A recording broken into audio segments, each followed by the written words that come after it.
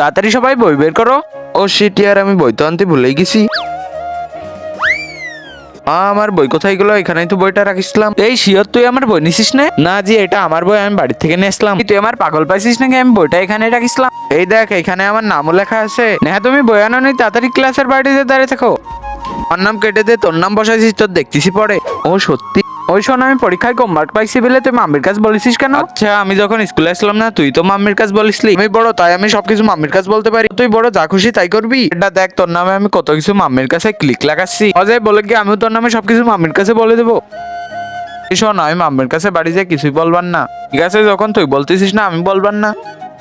আরে ইয়ার, আমি কত পেটে বলেছি তুমি আমার সাথে ক্লাসে দেখা করতে আসবা না, কিন্তু কি জন্য? ক্লাসে আমার বোনও পড়ে আমার সাথে। ঠিক আছে, ছুটির পরে দেখা করতেছি।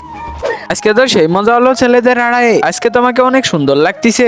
হ্যাঁ, আমার বয়ফ্রেন্ড আছে, এখন তো ভিডিও করে আমি মাম্মিকে বাসায় যেয়ে দেখাবো। মাম্মি দেখার পরে হবে মজা। এই সুন্দর ছবিটার জন্য লাইক সাবস্ক্রাইব করে দেন।